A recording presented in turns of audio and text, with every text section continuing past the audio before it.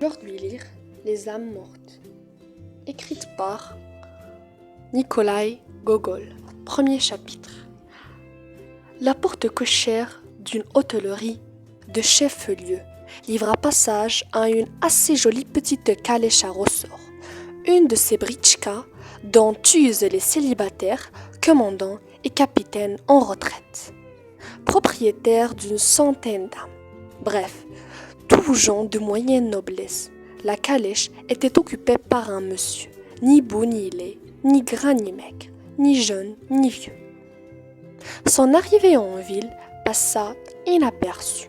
Seuls deux hommes du peuple qui se tenaient à la porte d'un cabaret en face de l'hôtellerie échangèrent quelques remarques concernant plutôt l'équipage que le voyageur. « Regarde-moi cette roue, dit l'un. En cas de besoin, irait-elle jusqu'à Moscou ? Que oui, répondit l'autre, mais jusqu'à Kazan, elle ne tiendra sans doute pas. Pour ça, non, fut la réponse. La conversation en resta là. Puis, aux abords de l'hôtel, la britchka croisa un jeune homme en pantalon de basin blanc, court, collant en frein, qui visait à la mode et laissait voir un plastron assujetti par une épingle en bronze de Toula, figurant un pistolet. Le jeune homme se tourna, considéra la voiture, retint sa casquette qui menaçait de s'envoler et poursuivit son chemin. Arrivé dans la cour, le monsieur fut accueilli par un garçon si vif, si remuant, qu'on avait peine à distinguer ses traits. Il accourut, la serviette à la main, affublé d'un long surtout de futaine qui lui remontait sur la nuque, secoua sa crinière et conduisit le monsieur au premier étage par la galerie de bois pour monter le logis que lui destinait la Providence. Ce logis était banal, comme l'auberge elle-même, semblable à toutes les hôtelleries de chef-lieu où, pour 2 roubles par jour, les voyageurs jouissent d'une chambre tranquille. Des cafards gros comme des pruneaux s'y montrent à tous les coins, une porte toujours condamnée par une commode œuvre sur la pièce quantique qu'occupe un locataire paisible, taciturne mais curieux, avide de connaître tout ce qui se passe chez le voisin. La longue façade de l'hôtellerie répondait à l'intérieur. Le premier était peint en jaune, suivant l'immuable coutume. Le rez-de-chaussée, non crépi, exhibait des briques d'un rouge sombre, dont les intempéries avaient aggravé la saleté originelle. Des boutiques de bourreliers, cordiers, boulangers l'occupaient. Celle d'angle donnait asile à un vendeur de sbiten, possesseur d'un samovar en cuivre rouge et d'une trogne si rubicante que, de loin, ne était sa barbe de geôlier. On l'aurait pris aussi pour un samovar, tandis que le voyageur examinait la chambre en apporta ses bagages. D'abord, un porte-manteau en peau blanche qui n'en était certes pas à son premier voyage. Il fut monté par le cocher Sélifan, petit homme en toute loupe écourtée, et par le valet Petrouchka, garçon d'une trentaine d'années, affublé d'une ample redingote héritée de son maître, d'aspect un peu farouche, au gros nez, aux lèvres charnues. Vinrent ensuite une casquette en acajou, marquetée de bouleaux de Carélie, des embouchoirs de bottes, et enfin un poulet rôti enveloppé dans du papier bleu. Après quoi, Le cocher Céliphane alla soigner ses chevaux à l'écurie, tandis que le valet Petrouchka s'installait dans l'antichambre exiguë, réduit obscur, où il avait déjà laissé son manteau ainsi qu'une odeur sui generis. Il y apporta maintenant un sac contenant ses frusques et imprégné de la même odeur. Dans ce taudis, il dressa le long du mur un lit étroit sur lequel il étendit une sorte de paillasse, plate et graisseuse, comme une crêpe que ses instances avaient réussi à arracher au patron de l'hôtellerie. Pendant que les domestiques se démenaient, le maître se rendit à la salle commune, familière à tout voyageur.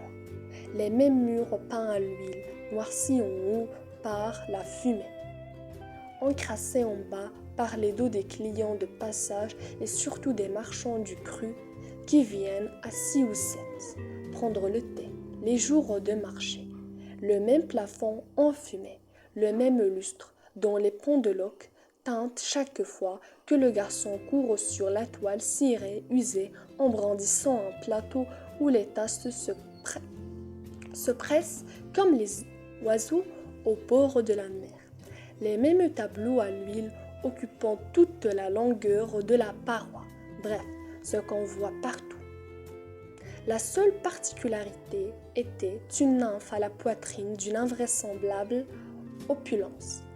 Ce caprice de la nature se trouve d'ailleurs dans certains tableaux d'histoire apportés en Russie. On ne sait quand ni par qui, parfois par nos grands seigneurs amateurs d'art qui les auront achetés en Italie sur le conseil de leur guide. Le monsieur ôta sa casquette et défit son cache-nez en laine multicolore, un de ces cache-nez que les femmes tricotent elles-mêmes et offrent à leur mari avec de sages recommandations sur la manière de le mettre. N'en ayant jamais porté, j'ignore qui prend ce soin pour les célibataires. Ensuite, le voyageur se fit apporter à dîner. On déposa devant lui l'habituel menu des auberges. Une soupe au chaud accompagnée d'un pâté feuilleté conservé à dessein pendant plusieurs semaines, de la cervelle aux petits pois, des saucisses à la choucroute, une poulard rôtie, un concombre salé et le sempiternel. Gâteau feuilleté bon à tous les usages, tandis qu'on lui servait semi-froid ou réchauffé. Il interrogeait le garçon sur toutes sortes de futilités. Combien rapportait l'hôtellerie, à qui appartenait-elle auparavant? Le tenancier actuel était-il un grand fripon? À cette dernière question, le garçon fit la réponse d'usage. « Oh oui, monsieur, c'est un franc conquin. La Russie, décidément, se civilise. Tout comme l'Europe, elle pullule de gens fort respectables qui ne peuvent prendre leur repas à l'auberge sans engager conversation et plaisanter avec le garçon. » Au reste, le voyageur ne posait pas que des questions oiseuses. Il s'enquit avec une précision méticuleuse des noms du gouverneur, du président, du tribunal, du procureur, de tous les hauts fonctionnaires. Il demanda des détails encore plus circonstanciés sur les propriétaires fonciers des alentours. Combien d'âmes ils possédaient, à quelle distance de la ville ils habitaient, s'ils y venaient souvent, quelle était leur humeur. Il s'informa attentivement de l'état de la contrée. N'y avait-il point sévi quelques épidémies, fièvres pernicieuses, variole ou autres maladies de ce genre? Tous ces renseignements étaient demandés avec une insistance qui décelait plus que de la curiosité. Ce monsieur avait des manières dégagées. Il se mouchait avec bruit. Je ne sais comment il s'y prenait, mais son nez résonnait comme une trompette. Cette modeste particularité lui valut la considération du garçon qui, à chaque éternuement, secouait sa tignasse, prenait une attitude plus respectueuse, inclinait la tête, s'enquérait. Monsieur Désir. Après le dîner, le voyageur prit une tasse de café et s'affala sur le canapé, le dos appuyé à un coussin rembourré, en guise de crin élastique, d'une matière rappelant la brique ou les pavés, suivant la mode des auberges russes. Il se prit bientôt à bâiller et se fit conduire dans sa chambre, où il dormit 2 bonnes heures. Une fois reposé, il inscrivit sur un chiffon de papier ses noms, prénoms et grades et la demande du garçon soucieux de les communiquer. À qui de droit. En descendant l'escalier, celui-ci épela l'inscription. Pavel Ivanovitch Tchitchikov, conseiller de collège, propriétaire foncier, voyageant pour ses affaires. Il n'avait pas fini de déchiffrer le billet que déjà Pavel Ivanovitch Tchitchikov en personne visitait la ville qui parut lui plaire, car il ne la trouva pas inférieure aux autres chefs-lieux. La couleur jaune des maisons de pierre frappait la vue, tranchait sur la modeste couleur grise des maisons de bois. Les maisons consistaient en un rez-de-chaussée surmonté parfois d'un étage ou même un demi-étage. L'éternelle mezzanine chère aux architectes de province. Par endroits, ces maisons semblaient perdues entre une rue large comme un champ et une interminable palissade. Par endroits, elles se pressaient les unes contre les autres. Elle en constatait alors que plus de mouvement, plus d'animation. On apercevait de ci de là, presque effacées par la pluie, des enseignes représentant des craquelins, des bottes.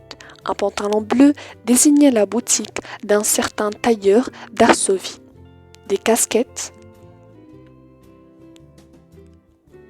le magasin de Vassili Fyodorov, étranger.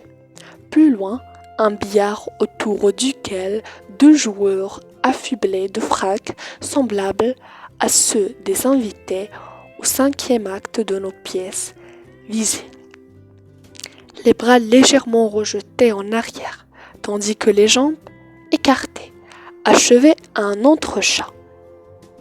Ce tableau portait pour légende, c'est ici l'établissement. Ici, des tables dressées en pleine rue supportaient des noix, du savon, des pains, des pisses, pareilles à des savonnettes. Là, une fourchette piquée dans le dos d'un énorme poisson annonçait une gargote. On rencontrait surtout des aigles, bicéphales noircis, ornement aujourd'hui remplacé par la laconique inscription débit de boisson. Partout, le pavé était mauvais. Le voyageur jeta un regard au jardin public. Bouquet d'arbres grêles malvenus, étayés par des supports d'une belle couleur verte en forme de triangle. Ces arbustes n'étaient guère plus hauts que des roseaux. Cependant, les journaux avaient décrit en ces termes l'inauguration du square. La solitude de notre idylle vient de doter la ville d'un jardin riche en arbres touffus, dont l'ombre et la fraîcheur seront fort appréciés pendant la canicule. Un attendrissement vous prenez à voir les cœurs de nos concitoyens tressaillir de reconnaissance et leurs yeux verser des torrents de larmes en signe de gratitude envers Monsieur le gradonachnik.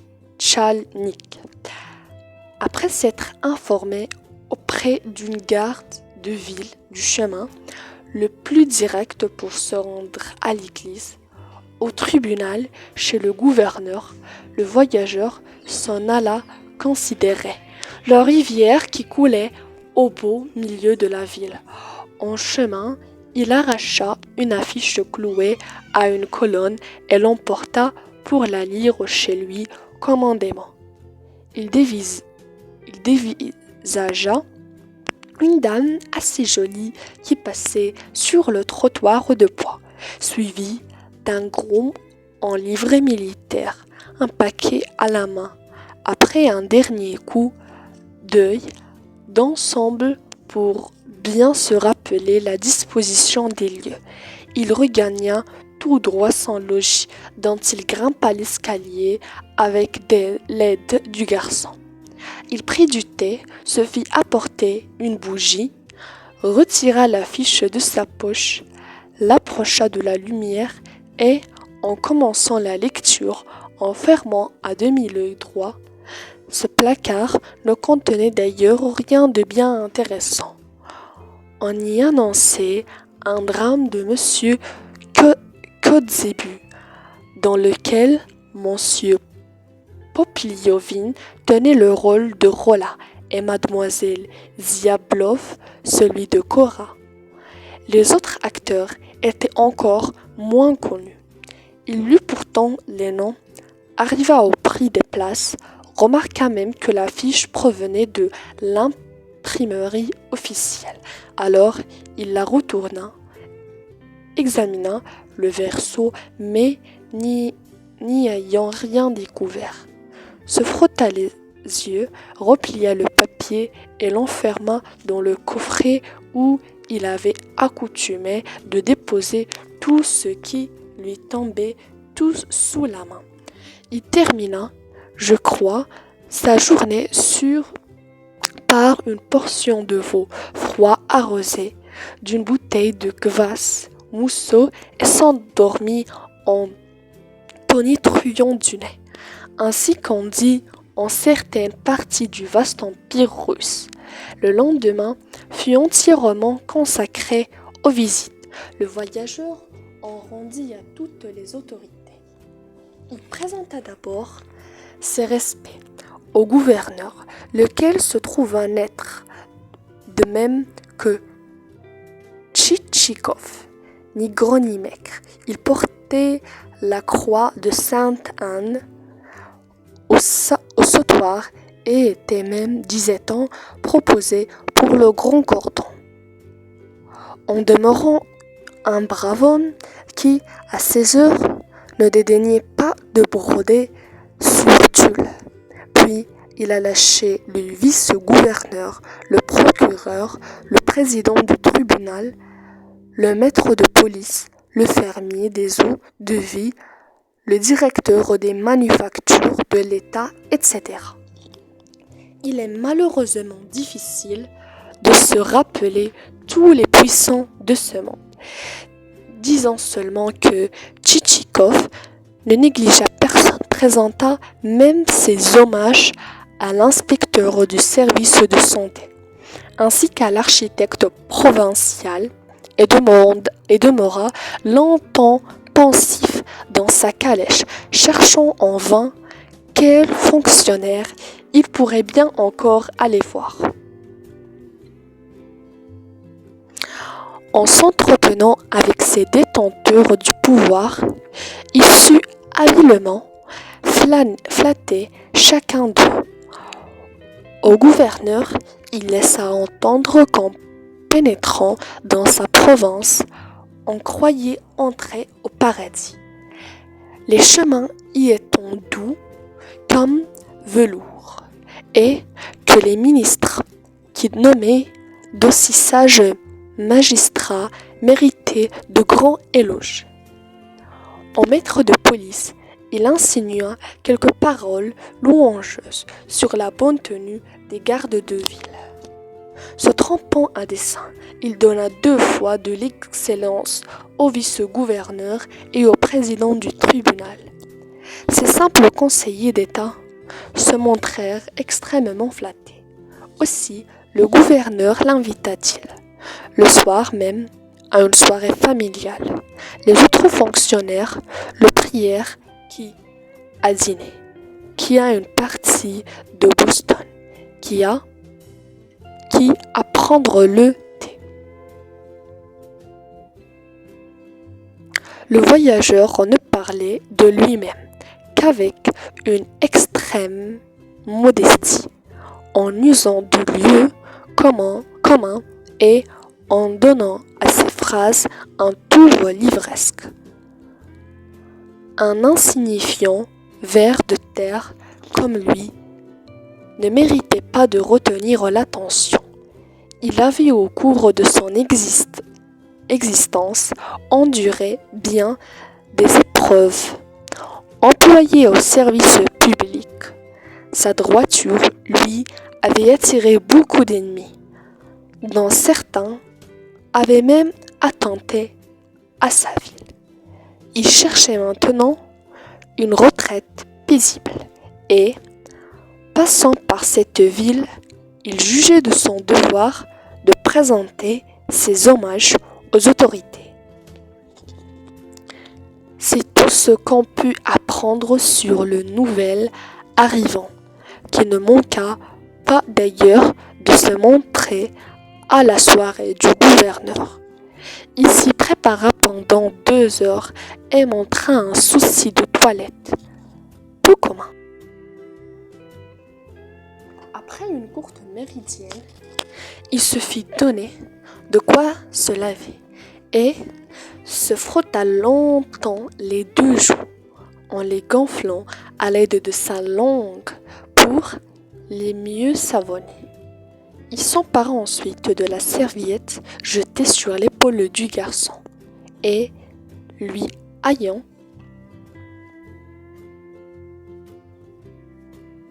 à 2 reprises soufflé en pleine figure, essuyant conscieusement à partir des oreilles son visage poupin. Puis, il ajusta son plastron devant la glace, arracha 2 poils qui lui sortaient du nez et endossa un habit zincelin moucheté.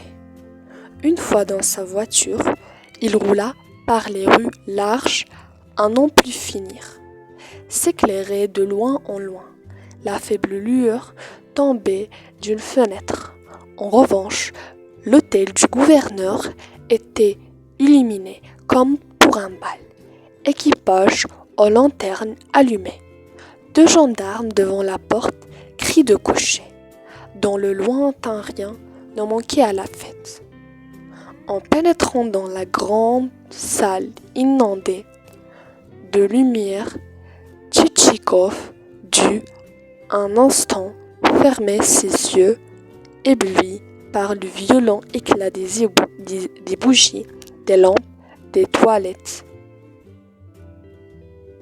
Des habits noirs papillotaient, voltigeaient de ci, de là, comme des mouches sur un pain de sucre que, pendant une chaude journée de juillet, une vieille femme de charge casse en morceaux, étincelant près de la fenêtre ouverte. Des enfants qui l'entourent épient les mouvements du bras noueux, qui lève le marteau, tandis qu'un essaim de mouches, tourbillonnant dans l'air léger, s'abat sur les friands morceaux avec la complicité du soleil qui aveugle la vieille à la vue affaiblie. Rassasiés sur les mets savoureux que leur prodige l'opule était, elles songent moins à manger qu'à se faire revoir. voletant sur le tas de sucre. Elles frottent leurs pattes l'une contre l'autre, s'enchatouillent sous les ailes, passent sur leur tête, celle devant étendue, s'en venant enfin pour revenir bientôt avec de nouveaux escadrons importants. Tchitchikov n'avait pas eu le temps de se reconnaître que déjà le gouverneur le prenait sous le bras et le présentait à Madame, son épouse. Une fois de plus, le voyageur fit preuve de bonne éducation.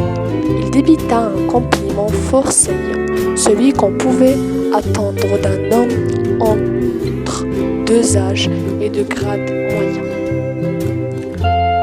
Quand la sauterie commença et que tout le monde dut s'aligner le long du mur pour céder la place aux danseurs, Tchitchikov, les bras derrière le dos, considéra pendant 2 bonnes minutes les couples qui passaient devant lui.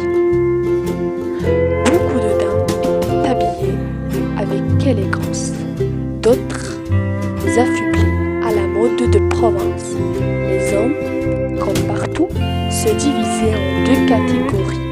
Les maigres courtisaient le beau sexe, certains rappelaient à s'y méprendre les femmes de Pétersbourg.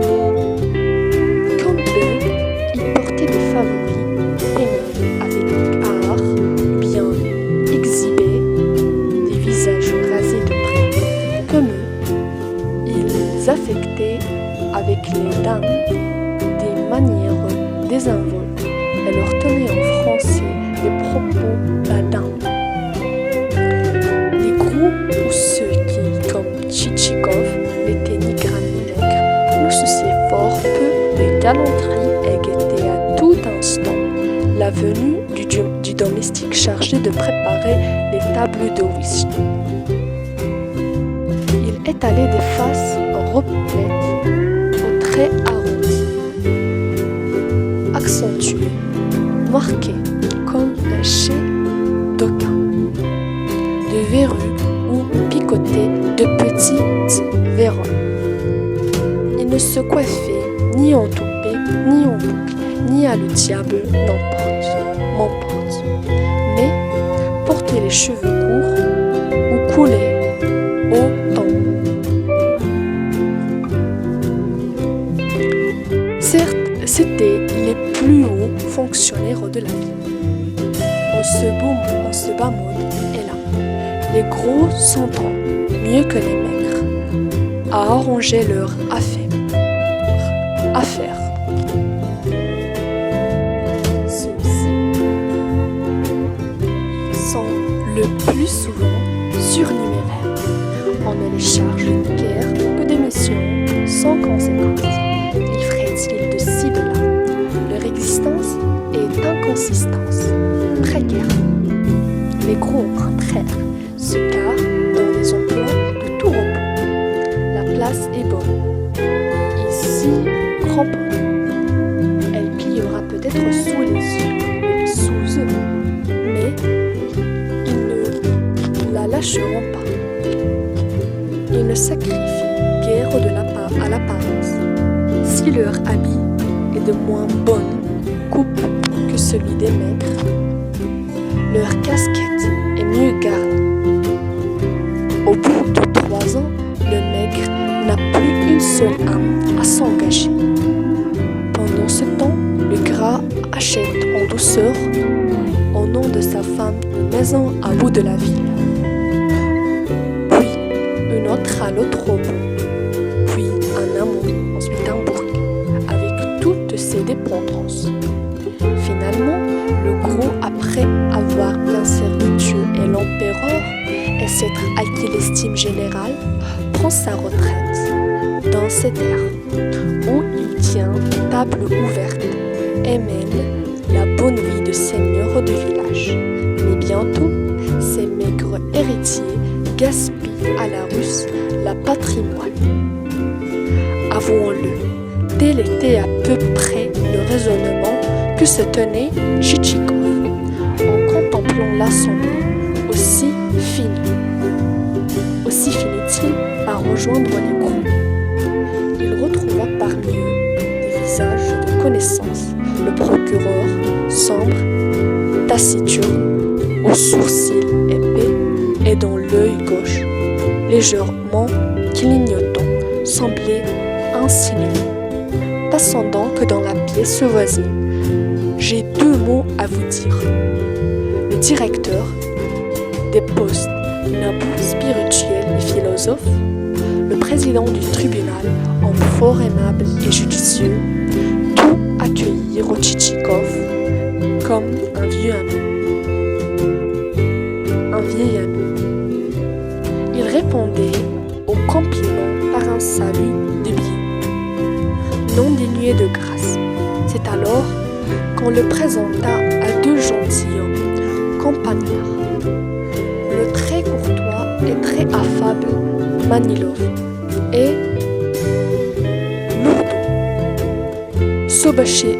Sobakevitch qui, dès l'abord, lui marcha sur le pied en disant « Faites excuses ».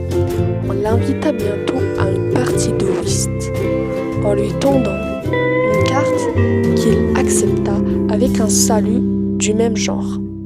Ces messieurs s'installèrent à des tables vertes et n'en bougèrent plus jusqu'au souper. Toutes les conversations avaient cessé. Ainsi qu'ici, quand on s'adonne à une occupation sérieuse.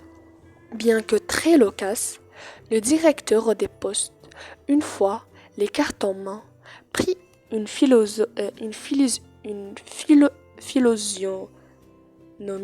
pensive, se pinça les cheveux et conserva une attitude jusqu'à la fin de la partie. Quand il jouait une figure, il donnait un coup de poignée sur la table en préférant, si c'était une dame, en avant la vieille maman. Si c'était un roi, tiens bon, moujik, de Tambov. Ce à quoi le président du tribunal répliquait. Et moi, je lui casse les reins. Parfois, en abattant nerveusement leurs cartes, les joueurs s'écriaient « Advienne, que pourrais-je j'attaque à carreau ?» Ou bien annoncer tout simplement les couleurs sous les dominations usitées dans leur société. La partie finie, il s'éleva, suivant l'usage, une vive discussion. Notre voyageur y prit part, mais avec un tact, une urbanité qui sautait aux yeux et ne disait pas « Vous avez joué telle ou telle carte, mais bien, vous avez daigné jouer. J'ai eu l'honneur de couper votre dé, etc. afin de rendre ses paroles plus persuasives. Il tendait à ses contradicteurs sa tabarière en argent émaillé que parfumaient 2 violettes. Les propriétaires Manilov et Sobakevitch retinrent surtout son attention, prenant à part le président et le directeur des postes. Il se livra auprès d'eux à une petite enquête. L'ordre dans lequel il procéda décelait un esprit curieux et un jugement solide. Il ne s'intéressa au nom et prénom des 2 compagnards qu'après s'être informé du nombre de leurs paysans et de l'état de leur domaine. Au reste, il fit rapidement la conquête de ces hobereaux. Manilov, homme encore jeune, dont les yeux doux comme sucre clignotaient chaque fois qu'il riait, s'enticha de lui à en perdre la tête. Il lui serra longuement la main, le supplia de l'honorer d'une visite à sa propriété distance à l'en croire, d'une quinzaine de verstes. Tchitchikov répondit en s'inclinant courtoisement qu'il considérait comme son devoir le plus sacré d'accepter cette invitation. Saboukévitch, à son tour, lui, dit d'un ton un peu laconique « Venez aussi me voir », en faisant incliner ses bottes géantes, que nul autre sans doute n'aurait pu chausser. La Russie, voyant à son tour disparaître la race des Hercules. Le lendemain, Tchitchikov alla dîner et passait la soirée chez le maître de police, où l'on whista. Son interruption depuis le lever de table, vers 3 heures de l'après-midi jusqu'à 2 heures du matin. Il y rencontra un autre propriétaire appelé Nozdriov, bon vivant d'une trentaine d'années, qui après 2 ou 3 phrases se remit à le tutoyer. Nozdriov tutoyait aussi le procureur et le maître de police, avec qui il paraissait du dernier bien. Mais dès qu'on joua gros jeu, ces messieurs surveillèrent très attentivement ses levées, vérifiant presque toutes les cartes qui abattaient. Le surlendemain, Tchitchikov passa la soirée chez le président du tribunal, qui reçut ses invités, y compris deux dames, dans une robe de chambre d'une propriété douteuse. Puis, il fut convié à une soirée chez le vice-gouverneur, à un grand dîner chez le fermier des eaux-de-vie, à un dîner sans façon, qui en valait bien un grand, chez le procureur à une collation après la messe, qui valait bien un dîner chez le Gorodnitchi. Bref, il ne passait pas une heure chez lui et ne rentrait à l'hôtellerie que pour dormir. Il se révéla d'ailleurs un homme du monde accompli, sachant toujours et partout soutenir la conversation. Roulait-elle sur les haras, il parlait haras. Parlait-on chien? Il glissait quelques judicieuses remarques. S'agitait-il d'une enquête opérée par la Cour des comptes? Il se montrait au courant des péchés de dames, justice, discutait en billard ou punch. Il s'affirmait connaisseur en billard et en punch, vertu. Il en discourait, les larmes aux yeux, douane. Il traitait le sujet comme un vieux douanier, chose remarquable. Il ne se départait jamais d'une certaine gravité et employait toujours le ton qu'il fallait. En un mot, il était partout à sa place. Sa venue mit en joie tous les fonctionnaires. Le gouverneur l'appelait un homme plein, bien intentionné, le procureur un homme capable, le colonel de gendarmerie un savant homme, le président du tribunal un homme instruit et respectable, le maître de police un digne et aimable homme, la femme du maître de police, le plus aimable et le plus courtois des hommes, Sobakevitch lui-même, qui portait rarement des jugements favorables. Rentré assez tard de la ville, dit en se couchant près de son épouse, efflanqué, « Sais-tu, mon cœur, j'ai dîné chez le maître de police, passé la soirée chez le gouverneur, et fait connaissance d'un certain Pavel Ivanovitch Tchitchikov, conseiller de collège. Quel charmant garçon !» Ce à quoi son épouse répondit « et le poussa du pied. Cette flatteuse opinion, ce matin, jusqu'au jour où une bizarre fantaisie du voyageur et une aventure que le lecteur apprendra bientôt plongèrent presque toute la ville dans la stupéfaction. Dans la stupéfaction.